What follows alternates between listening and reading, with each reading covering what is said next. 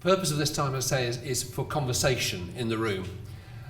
I'd be very interested, first of all, are there key questions or observations that you'd like to explore further with one or more of the speakers? Anybody, just call it out. I'll repeat it for the video and then we'll go. Yes, thank you.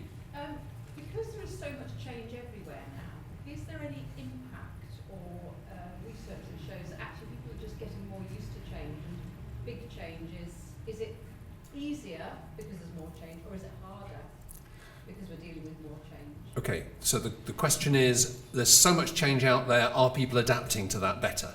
Or is it causing sort of change stress? So actually we can't, or getting overstressed and frozen. So it could go either way. Any research? I'm going to start at the far end of the table and just see if anybody knows, and we can work our way this way, please. It's a really good question in terms of, I'm just trying to think. I'm sure there must be. I'd have to get back to you. I would say that the research that is there said that actually change has always been with us. It's been with us since the Industrial Revolution, hasn't it? So it's not new. What the difference is now is I think it's the pace of change, in terms of how it's happening.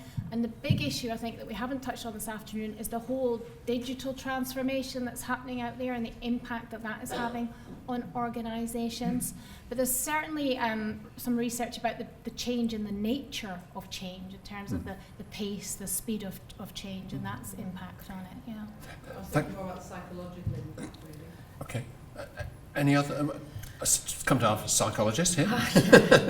not to put you on the spot at all. I don't know of any research, but great research question to ask. Is anyone out there looking for a project? But yeah, I'd agree in terms of the digital transformation. So I was at a conference a couple of weeks ago on kind of digital within the enterprise. They're talking about the kind of exponential rate of digital transformation change, and it's even for someone like myself, and I think I'm quite good at change. I quite like new stuff. I'm a bit like, oh my god, because it's just so quick, so much, and sort of talking about how in 15 years the kind of exponential rate of digital transformation will just completely turn our lives upside down. It's kind of hard to get your head around, I think, but I don't know of any research, but a good one to look at, definitely.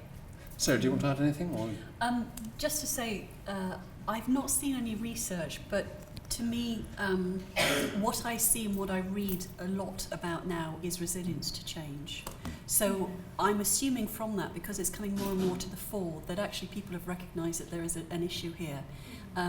Lady from the NHS was talking about the levels of change and strategic change and fatigue, and there's certainly a lot out there, especially with the multinationals as well, and what's been hitting them with the economics, because all of this happens in context, and a lot of it is around competitors new to the marketplace. It's around what's happening in the economic environment, and I think when new ideas start coming through and start becoming mainstream, like resilience in change is, then you know there is an issue. But I've not seen it quantified in any way that you're asking. And then I'll just try to add one comment, and that is I did a piece of work on behalf of a colleague with the BBC a little while ago on resilience, and one of the resources that I found that was really good was the American Psychological Association, I think it was, have an excellent short paper on resilience and the factors that build resilience. It's on the web. So yeah, again, that supports the suggestion that it's a current issue. Yeah, thank you. There's also a good organisation in New Zealand around resilience. It's called Resilient Organisations, and their website is resilientorgs.co.nz. So they've done lots of research in that area. Brilliant. Resilientorgs.co.nz. Yeah. Perfect. Thank you very much indeed. Richard, a research-related question. So yeah. Sorry. And I'm just going to add to that and say I've made a note to share a paper that I've got, which is around the attributes that you would look for to be resilient to change, and how you build them. So based on this kind of research, I can share that as well. Okay, lot out of one question. Other things that you'd like sort of to process a bit with the speakers? Yes, Dave. Thank you. We were interested, and this might start with Julie again because it's a research-related question, in whether there's any evidence on differences in gender and age in relation to readiness for change. And the reason we ask is that very often the sponsor for change comes from senior leadership, which might be a mixed gender group, but often the implementation team, especially if it comes through HR, tends to be more women than men. Just looking at in the room, there are 6 men here, including the chairman, and all the rest of us are women. And whether that is sort of follows through into the change process, I'm not sure. But particularly, if change is promoted by women generally or led by women, are there gender implications and then age implications as well? Yeah, I think that's a really good question. I mean, change itself is fairly in its infancy when it comes to academic research, because it's made up of a bit from the social sciences, a bit from business, a bit from psychology, a bit from here and there. So the empirical research is fairly limited in a lot of areas. There has been quite a bit of research that's been done on readiness to change by somebody called Armenakis. Yeah, you've heard of him, yeah? But when it looks at coming down in terms of gender, nothing that I'm aware of, and I have done a lot of research into readiness of change, but Armenakis is the key person so far. Again, a great research project. So you're being sent away with PhD research to do. Here, yeah. Yes, sir. Just 1 second. A microphone is winging its way to you as you speak. Thank you very much. In one of the presentations, you talk about VUCA, volatile, uncertain, complex, ambiguous external environment. And obviously, in light of Brexit and digital disruption, the amount of change that's happening is fast. We talked about change not being top down or perhaps bottom up, but I'm just interested in the board's views on the British boards and senior executives' openness to change when it's been thrust upon them by disruptive external influences, by Brexit and VUCA circumstances. Are our boards efficiently, adequately capable to manage changes that have been thrust upon them? Or are they a bit too stuffy? Okay. Good question. I'm going to let the finger of fate fall in a different place this time. Emma, would you like to start that one off? Lucky Emma. No. Okay, Sarah, no. That's really unfair. I mean, I've worked with some fantastic C-suite members who really get it, but and I'm going to be Chatham House rules, probably not, because it's going to be out in public domain, but I think they're few and far between, and it interests me what we talked about today around the sort of, Julie talked about the people versus the process. We had your scales at the beginning, and my experience is still those people that have the kind of the power in organisations to lead change tend to come from a programmatic background, a project management, obviously IT, that sort of, and there's a kind of a passing nod to the people part of it, but they often don't have those really deep, rich skills around understanding psychology, motivation, the emotional intelligence side of it. And it's almost like, we better maybe get someone in to, talk about that. And I think that's indicative of kind of where C-suite comes from. It's still very much on the stuff that they are comfortable with, which is the sort of the financials, the big programmatic stuff, and less, we don't like the word soft and fluffy, but they don't get it, so they see it as soft and fluffy, and I think that really gets in the way of an ability to make the most of these amazing opportunities that are coming through now. Thank you. Sarah, you've been scribbling vigorously. Do you want to add a comment? Yes, thank you for that. Yes. I think a lot of the multinationals are driven by shareholders, and that tends to drive behaviours. And the CEOs and the board members are typically around our finance backgrounds. And I think that says a lot about how organisations choose to move forward or don't. All the MBA stuff around Porter's 5 Forces, who the competitors are, who the disruptors are. I do some mentoring at Judge Business School in Cambridge, and every year I am faced with about 60 very young, very ambitious, very, very clever individuals around technology and sciences. They are the disruptors of tomorrow. They are the people who are going to start their young enterprises and actually go out there and disrupt models of what is going on in the world today. So I think faced with that, the big corporates, shareholders, finance backgrounds, they want returns, they want them fast. I think that actually tends to drive behaviours. There's been a lot of work in the last couple of years about the Lord Davies report and numbers of women on boards, trying to get a gender balance. Maybe that will help rebalance what's actually going on. But I don't see a lot of it. I see the younger enterprises being more open and more honest. But I don't think for the corporates and the multinationals it's actually going to change very much anytime soon. Do you want to add something, Julie? I agree with Sarah and Emma. I think what's happened, and it goes back to what Sarah was saying at the beginning, is the whole issue with Europe, with what's happening in the States. It's emergent change. It hasn't been planned for. And actually, exactly as you're both saying, that the CEOs, the MDs are very unprepared for it, and at the moment are still running around thinking about what does this mean, what do we need to do differently to make it happen, in fact. And likewise, it is what we've touched upon, is disruptive change, actually. Yeah, we haven't been in this position before. So, yeah. Are there any other observations within the room that you'd like to respond to that? Yes, sir. Yeah, I think you're being hard on the CEOs. I mean, they come from a programmatic background, and that's their approach to change and innovation. But they're not stupid. They've seen Uber. And these smart young guys you've seen who are going to start their own companies, most of them will fail. That's just the nature of it.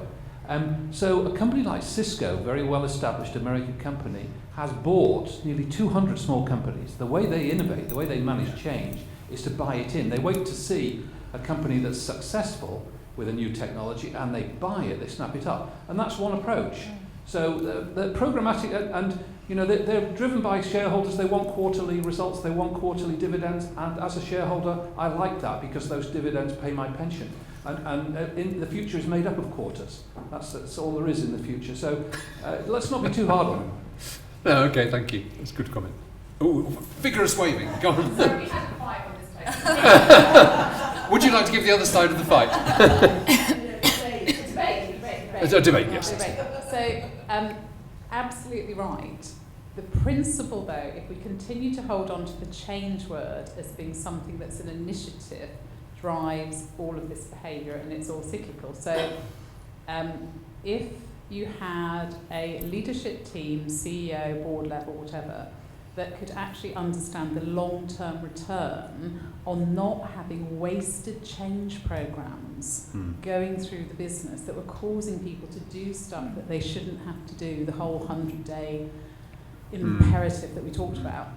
And if they understood that actually doing the bottom-up 5-year plan meant shareholders would be richer than their wildest dreams, but CEOs and UK boards do not have that confidence in themselves to be able to convince them about that, not for 5 years. And so actually, if you look at productivity in the UK, the French essentially work a 4-day week compared to us. We are that bad at what we do. So our CEOs aren't very good. Okay, different views. I'm not going to pursue that particular line any further. Oh, I've got one other voice though. Another voice from the debate. No. This is a debate that involves bruises. It's interesting. No, there hasn't been any punches yet. But we did have quite a big conversation around something I'm passionate about, which is around integrity and authenticity within the C-suite and the leadership. Which is actually admitting they haven't got all the answers and having the guts to go onto the shop floor and have the conversation with the guy with the spanner and say, I don't know what you need, what you do, but actually I need your help. And just how we start to get that into our management population, that it's okay not to know everything. And actually the expectation is from most of the people, in your organisation is they know that. So stop hiding behind this veil of I'm the MD, I need to know everything, and start asking some questions. Because the productivity problem that we have in this country is not going to be solved by not asking the right questions of the right people. Ooh. Okay, yeah. I agree. Personally agree with that. Yeah. Look, but just while we're moving for another theme that you'd like to bring up for our panellists, I'm going to just say an observation that I've shared with the panellists too. That we confuse what I would call change with a capital C, which is the fact that organisations will not be the same in 5 years' time as they are today. And that's either going to happen intentionally or it's going to happen because things happen to them. With changes, small c, which are all the individual, more programmatic, more manageable pieces. And the challenge really is to keep those two worlds aligned as we run our organisations forward, so that the little changes are actually done in a way, process, as well as outcome, that contributes to the big directional shifts that we can be more intentional about, perhaps. So that's just to pick up the theme of change. And anyway, other things you'd like to pick up? Oh, you want to respond to me? I shouldn't have said that. For me, what you just said there is less about, sorry. Go on. For me, that's more about organisation flexibility and agility. So, you know, could we have predicted Brexit? Most people didn't, let's be honest. You know, we had the decision was made. The decision around, you know, what's going on in the US at the moment, you can do a level of planning, but actually, let's be honest, we just have to be more agile as organisations. So it's less about big bang change, it's less around, you know, these massive initiatives, and it's got to be around incremental. When you see something is not working, you use your ability to be able to influence people in the organisation to make those little changes, because that's what makes the difference. The more you badge it as a big bang change, the less influence and the less ability you have to actually leverage it to be successful. Yeah, that's fine. I wasn't. No, actually, that was it. It wasn't. Yeah. You know, your comment But was very bang much change, around just directionality. yes, and flex. Yeah, totally. The clever Come on, organisations, Emma. when it comes to things like Brexit, etc., will have undergone, as I know some have, scenario planning and looked at, well, okay, what are all the different outcomes, what are the different scenarios, and taken their people with them along that. So when it happened, they'd have been like, right, and I know a couple, I can't mention really, but who have done that, and a very impressive sort of you know, approach to different scenarios of change. But most organisations wouldn't do that because it's, you know, just, again, it's taking your eye off the ball. That sort of quarter to quarter mentality. You know, that might never happen. Let's not bother. So Always a judgment call. Yes. I'd be interested to ask the panel as well. I mean, one of the things that many of us would have faced in our organisations is mergers and acquisitions. And I think one of the trends that's going to continue, and we can already see signs of organisations recognising they may not either have the technology or certain skills or capabilities within their own company, and then they'll look to have some kind of collaboration with other organisations. There's many examples already in different sectors. And I'm just wondering what your own personal insights in terms of change in the context of M&Is. Do you want to start? Sorry, I'm happy to start that and maybe take on a piece and carry it on from what the lady was saying earlier about leaders accepting that they don't know everything. And I think Deborah Ancona's work on the incomplete leader is actually quite interesting. And maybe we can take that idea and push that forward to the organisational level. So the incomplete organisation that understands actually they don't have all the capacity, they don't have all the capability. But I think that works anyway now because we have a long history of outsourcing, insourcing, offshoring, onshoring. So I think there's that understanding around what are you trying to do? Do you have what you need to do it? And if you don't, where are you going to get it from? So going back to this idea about growing capacity and capability in whatever form that might be, whether it's actually in-house or from externals. But there is a long history of joint ventures, collaboration, and getting IP from, or using IP, leveraging IP that actually belongs to somebody else to bring in-house to help you do what you need to do. So I think actually there's a fair amount of history there already around that. Anybody else want to make a comment on M&As and the implications of that for change? I'll come to our other two speakers in a moment. Or possibly now. Julie? Yeah, just to say there's a piece of research that I did which looked at the whole issue within the third non-profit and the public sector, and how the third sector, due to cutbacks in government, due to going through the recession, etc., was being forced to look at how it could link in much more with the public sector.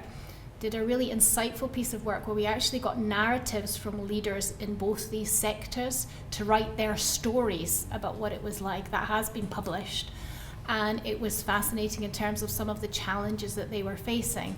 And that brought out the issue that we've touched upon this afternoon about the different cultural contexts that both these sectors are operating in, and the rationale for why people were joining the third sector compared to the public sector, and how within the third sector is very much about they were being valued. I don't know if anybody here from the third sector today, but it was all about how they were being value driven, but yet being faced with these changes that they were looking at, how that was impacting on their values, both of the organisation that they worked for and their individual values. So yeah, fascinating piece of work, and I can happily send you details of it.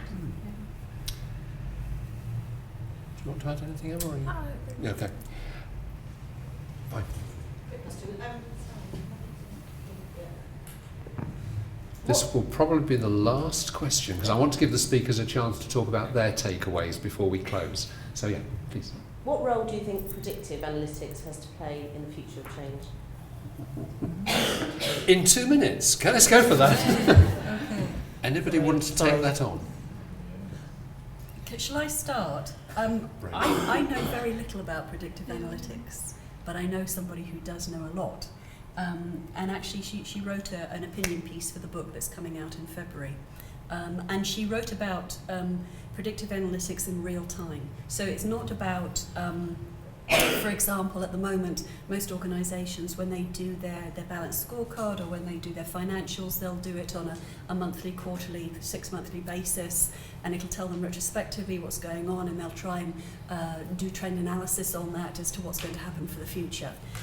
What Heather Buers talks about, and she's ex-KPMG, she used to head their Future Thought unit there. She talks about predictive analytics in real time and making sure that actually it's always on and always available, so that you can make decisions in real time. And this is really what it underpins, is effective, efficient decision making in the moment. So that would speak to our colleague's comment about agility in that sense. Is that going some way towards what you're talking about, or do you have a view that you'd like to offer? Yeah, I think from my perspective it's about actually I think, you know, now we're getting into a world where we can predict how people will behave to certain events. So how can predictive analytics help in this world of change? I think for me that's a really interesting. Yeah. But can I point to the US elections and Brexit and say, did predictive analytics actually work under those circumstances? I mean, I remember reading quite a while ago now, about 4 years ago, Google were using predictive analytics, some kind of system to predict who was at risk of leaving, and I just thought, why don't their managers just talk to their people? So I think, I think there is, you know, there's some really clever. I mean, I love a bit of tech, and there's some really clever stuff. But I think that we were talking about this before about why there's this kind of why is it so difficult to bring emotions into the workplace? Why can't you be your true self at work? I was saying, in all of my career, I've only ever cried at work once, and I ran to the toilet to do it. You know. I wouldn't show emotion at work. Maybe that's my age, maybe millennials coming through now are more comfortable with that, being more authentic. But I think analytics are fantastic, but we have to ensure we don't use them as an excuse for not being human at work. Because it's really easy to go, well, that program will just tell me, and then I don't have to talk to people. Brilliant, you know. So I think, again, I'm not in any way an expert. I don't really know much about it at all, but I think there's some real opportunity there, but mindful that we don't want to take away the human element of the workplace. We're being caught up by time, so what I'd really like to do is to put our speakers on the spot one last time. I've said they can each have just a minute or two maximum, just to say what for them would be the takeaways from today, because I hope that each of us has got things that we can take away from the day and think about, explore further. But it'd be interesting to hear what theirs are. So I'm going to go in the order in which you spoke, which happens conveniently to start next to me. Okay, well, I'll talk about one particular aspect which has resonated with me for a whole number of years, right from my early career in IT through to the work that I do now for transformation and change in organisations, and that's about resistance. We talked about it quite a bit again today, but it's something that I've researched and for some reason has a real resonance with me. And I was looking at some of the literature that's around it at the moment, and it kind of falls into a spectrum. And at one end you've got what they call the demonization of resistance, which is all resistance is bad. Resistance is futile, but resistance is bad. Right up to the idea that actually resistance is just the fact that you cannot cope in your role with yet more stuff to do. So it's not active. It's not active. It's more passive. I just don't have the time to do this. And why people do that, how they manage it, but also when it comes down to it, who decides what resistance is? And I've come to the conclusion that it's all about perspectives.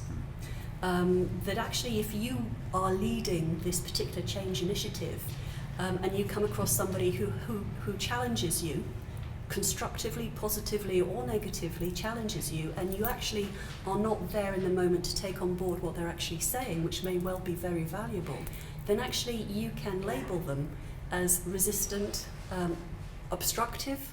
These are very malignant terms, a very good way to switch people off. But actually, is there something else there that you can take away that could be quite valuable for what you're trying to do and what you're trying to do with that change? Thank you. Thank you.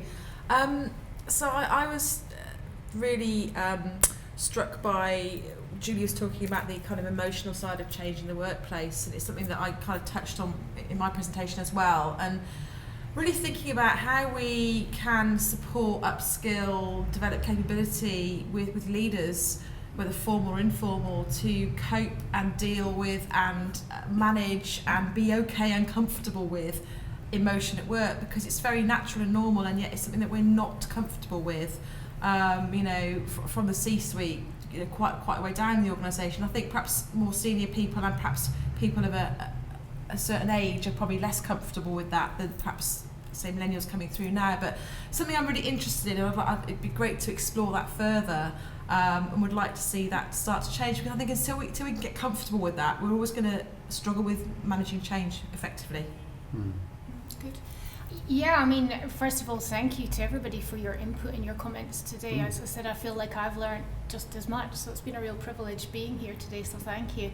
A couple of things that has got me thinking. In terms of, I think you mentioned about the impact on our psychology of change, so in terms of looking at what that means from a personal perspective, and it's something that I've begun to touch on, but I think would really like to follow up more in terms of that, looking at what that means, because I think we have only begun to look at the whole emotional people aspect of change, so I think there's much more that needs to be done there, so thank you for raising that question. And the other one was the question that you raised, and it's interconnected, was about the readiness for change, and I think that's so important in terms of looking at that. Really liked what you said about the gender diversity split, and it got me thinking about, obviously there's probably much more in the research that we need to do that looks at these elements too, so these are my takeaways. So thank you. Thank you very much. I think for me it would be the bizarrely specific, it goes back to something Emma said about behavioural levels and not being embarrassed to take it down to the nuts and bolts of what I will do when I go in on Monday in terms of how many people I talk to. This was something that I knew but did not know that I knew. So thank you very much, that was really helpful. And look, thank you to, obviously to Helen Kogan, to Melody Dawes, who've done a lot to make this happen today and provide a forum for some very experienced change practitioners to share ideas together. To three fabulous speakers and to everybody in the room for your contributions. It's been a really rich afternoon. So thank you. Before I go, I'm going to say one more thing, and that is there is another half hour because we've been disciplined on time, which means there will be fresh tea and coffee and I don't know what else out there. Kogan Page have placed on the bookstall books that people on this panel have either written or contributed to, or in Sarah's case, about to be launched on the world in February. And Kogan Page are giving a 20% discount today. Last thing before you do leave, I know that the Kogan Page team would really like you to make comments on the feedback forms. As lovely or as rude as you feel moved, because that is part of our feedback process. But thank you all very much. Give yourselves and the speakers a big hand.